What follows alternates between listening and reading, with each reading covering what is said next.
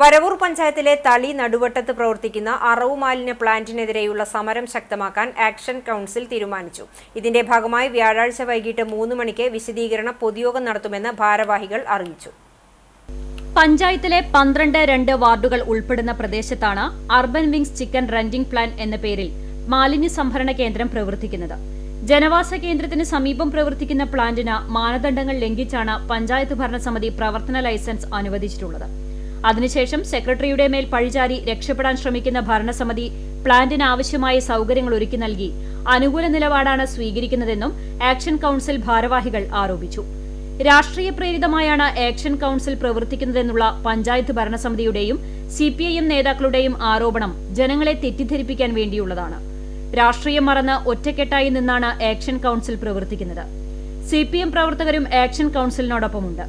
3000 പേർ ഒപ്പിട്ട പരാതികളും നിവേദനങ്ങളും പഞ്ചായത്തിലും ജില്ലാ കളക്ടർക്കും വിവിധ വകുപ്പുകൾക്കും മുഖ്യമന്ത്രി ഉൾപ്പെടെയുള്ള മന്ത്രിമാർക്കും നൽകിയിട്ടുണ്ട്.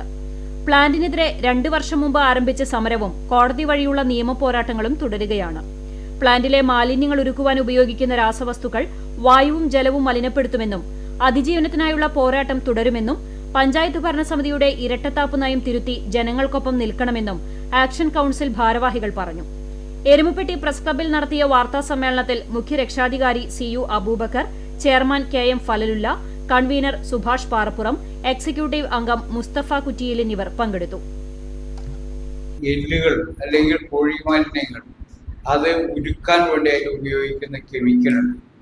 ആ കെമിക്കലിന്റെ വെള്ളം മണ്ണിലേക്ക് വന്നാൽ കിണറുകൾ മലിനമാകും. കിണറ്റിലെ കുടിവെള്ളം മുഴുവൻ മലിനമാകുകയും രോഗാണുക്കൾ മണ്ണിലൂടെ സമൂഹത്തിലേക്ക് പടരുന്നൊരു സ്ഥിതി ഉണ്ടാകും. അന്തരീക്ഷവും വികൃതമാകും, മണ്ണും വികൃതമാകുന്ന സാഹചര്യം ഉണ്ടാകും. അതിൻ്റെ ഭാഗമായിക്കൊണ്ടാണ് ഇത് രാജ്യത്തെ ജനങ്ങൾക്ക് അപകടമാണ് എന്ന് മനസ്സിലായപ്പോഴാണ് ജനം സംഘടിച്ച് സമരരംഗത്തേക്ക് വന്നിട്ടുള്ളത്.